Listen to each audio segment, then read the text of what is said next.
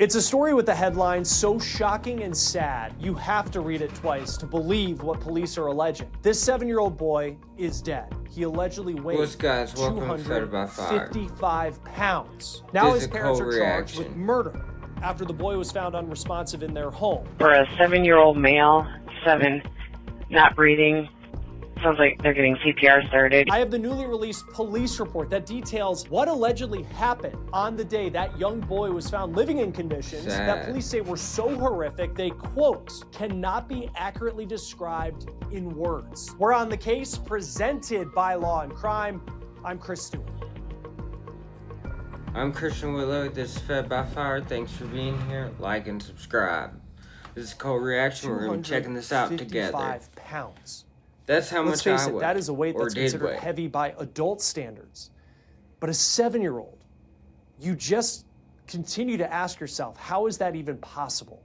The average weight, by the way, for a 7-year-old boy, it should be between 50 and 55 pounds. 7-year-old Casper O'Brien, though, should be known for so much more than just the way that he died and his weight at the time that he died, which has made this such a national story. There's no question that 7-year-old Casper faced a lot of challenges in his life from the moment he was born. He was diagnosed with autism, his family says, and they also say that he was nonverbal. But his obituary, and this is important, it says that Casper was a bright, loving young boy whose joyful spirit touched everyone around him. An important thing to note with that obituary is that it also reads that he is survived by his parents, Jessica and Damien. And the context there is the obituary was written shortly after Casper passed away on November 4th, 2025. And there is a lot that has changed since then because Jessica and Damien are now accused of killing young Casper. You may have already seen the headlines in this story, certainly that number, 255 pounds, and the questions about how that was even possible. But the police report that we have that I'm about to share with you gives details that make this story so much more difficult because I'll tell you what allegedly Casper's parents said when police arrived at the house and what their alleged excuses were for not just the state of the home, kids like this all over the country of their 7-year-old son.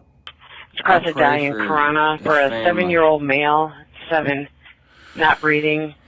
Sounds like they're getting CPR started. E26 en route from downtown. Police were called on that day in November in the morning to a house in Genesee Township, Michigan, specifically Flint Township. And as you read through this police document, you find that officers really had a hard time finding the words to accurately describe what they reportedly saw inside. So we found the call from November 4th in Genesee County that sent officers to the home of the O'Briens. Now, inside the house, Casper was not breathing.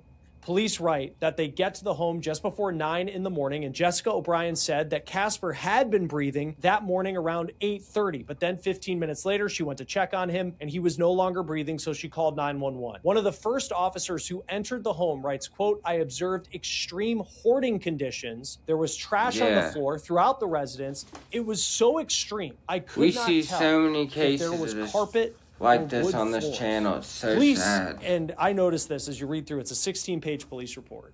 And each narrative from the, I think, about 5 officers who write what they encountered that day, they really had a hard time finding the words to describe what they experienced when they went into this house. There's one officer who writes, quote, the residence was absolutely disgusting and can't be accurately described in words. Another officer said, upon entering through the front door, I observed the living room completely covered in trash, including numerous stacked garbage bags. Then, in the summary of one statement by an officer, they write, quote, the residence was overwhelmingly cluttered and unsanitary with large amounts of trash and poop throughout, which emitted an overbearing and foul odor. Furthermore, there were abundant insects throughout the entirety of the residence. This home was a mess, and that is putting it lightly. And inside, as they work their way through the trash, police say, they encounter Casper O'Brien, this young boy who was unresponsive. They were allegedly doing CPR on him, Casper's family members, specifically his uncle. But police end up rushing Casper to the hospital, and he is pronounced dead before noon on that day. And according to the local medical examiner, Casper's cause of death was dilated cardiomyopathy. So I looked that up. I'm obviously not a doctor, but the National Institutes of Health says that it is heart disease and it's associated with people who struggle with obesity. And to my understanding, your heart enlarges and it's almost stretched too thin shouldn't be in to the be able same to pump sentence. blood effectively. Casper's heart, it was just too weak to continue working. Now, police end up speaking to both Jessica and Damien O'Brien separately, and based on what's been alleged, you hear a lot of excuses for the state of the home and the health of their son. They have a 5-year-old daughter also, by the way, who was found inside the house, and police allege that her fingernails were dirty and her hair was knotted and tangled, and she also had a bad cough, which police were concerned about her health. And when you think of everything that was potentially in the air, I hope they put her inside somewhere else. The house, that is a major concern. The story that the O'Briens give about Casper's day-to-day is nothing short of heartbreaking. Jessica told investigators that Casper was mobile, but she also said he spent 12 hours a day in his bed. So let's face it, he was bedridden for most of the day. His mother told police that Casper's diet consisted of a daily large bag of potato chips, a large French fry, carbonated sugar water that's called ice, and apple juice. Jessica O'Brien also said that all Casper wanted to do was eat because of an undiagnosed eating disorder. Now remember, Casper's only 7 years old and he's nonverbal. Now police say he had not seen a doctor in 2 years, and they allege that Jessica never really made an effort to take Casper to a doctor, but they also say, and this is important when you think of how the criminal case could play out, they allege that she could have. And we'll talk a little bit more about how that factors into all of this in a moment. Now, Casper reportedly didn't bathe for approximately 6 months. His dad said he would allegedly clean him with wipes roughly 3 times a week, and he said that Casper didn't like water, but they did have a working shower. So there's another example of something that could have been done. And the resources were there to do it, but they didn't, according to police. What police say they found when they examined Casper's body at the hospital is really disturbing, so I'm going to give you a warning of that before we get into it. Police say that the bag that Casper was in after he was pronounced dead had a concerning smell, but it was not the smell of a body decomposing, but, quote, poor hygiene and filth and possible infection. Quote, Casper appeared to not have been bathed for an extended period of time. Dirt, dead skin, and unknown buildup was observed all over Casper's body. Casper had long hair that appeared extremely dirty and began to dreadlock in several areas, indicating that it had not been brushed in a long time. Casper's fingernails were very long, unkept, and filthy.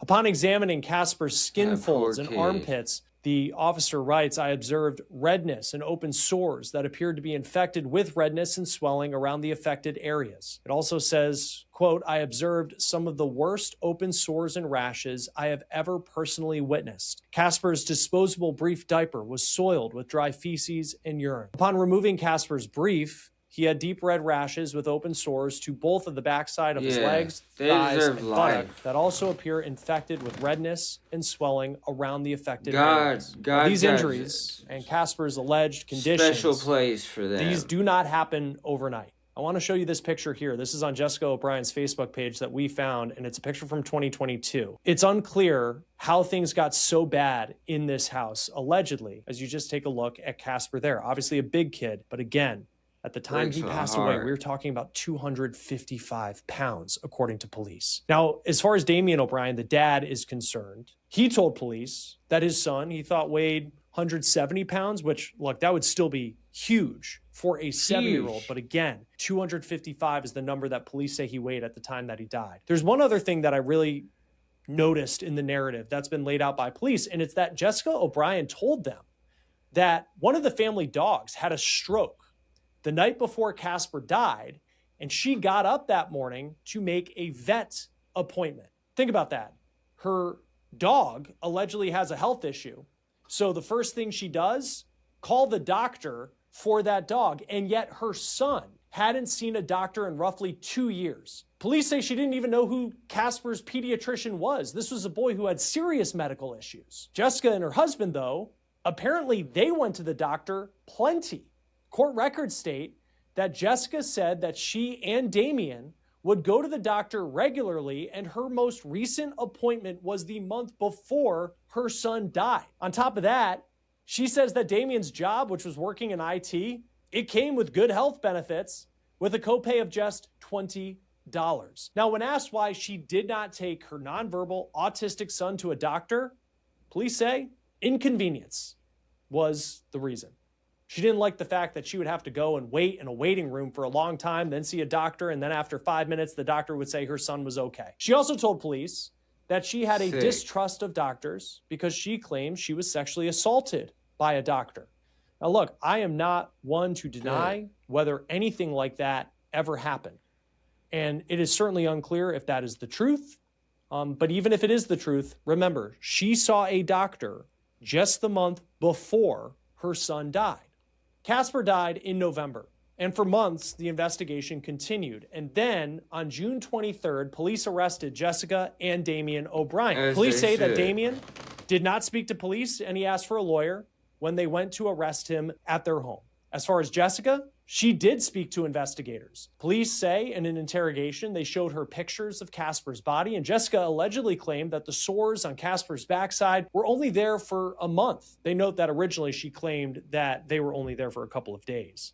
She then said that she had no idea that Casper had rashes on his body. Now, this family allegedly claims that they had given Casper some sort of bath with wipes. Well, not really a bath, but they would clean his body with wipes multiple times a week. But then Jessica said that Casper didn't like being wiped, so she only wiped his body quickly. And, quote, Jessica stated it wasn't as much wiping as she would have liked. Now, police then pushed back on Jessica saying that she was unaware of the health issues that her son was having. Quote, I then asked Jessica, did you ever think of how much pain Casper was in? Jessica replied, quote, no, and I probably should have. I then asked Jessica, why do you say that?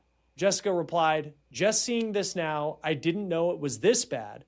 I didn't know it was that bad. I was so in my depression that it just. I then summarized that Casper hadn't received a bath or shower in over 6 months, only white baths 2 to 3 times a week. I then summarized medical opinions from medical records. I then asked Jessica, how mobile was Casper? Jessica stated Casper was still mobile, but he would lay in bed for approximately 12 hours a day. Jessica was then asked if her and Damien ever discussed their concerns for Casper's medical state and the condition that he was in. Jessica stated, quote, no, we were falling apart at that point. His drinking had gotten really, really bad, and we weren't really communicating, and I was basically taking care of the kids on my own. She alleges that Damien has a drinking problem. On top of that, she allegedly admitted that financially, they were in good shape because Damien makes decent money, and they both get prescription drugs to help control their diabetes. So you're seeing their conditions are being handled inside the home, but allegedly their son, who weighed 255 pounds at the age of 7, who is autistic and nonverbal,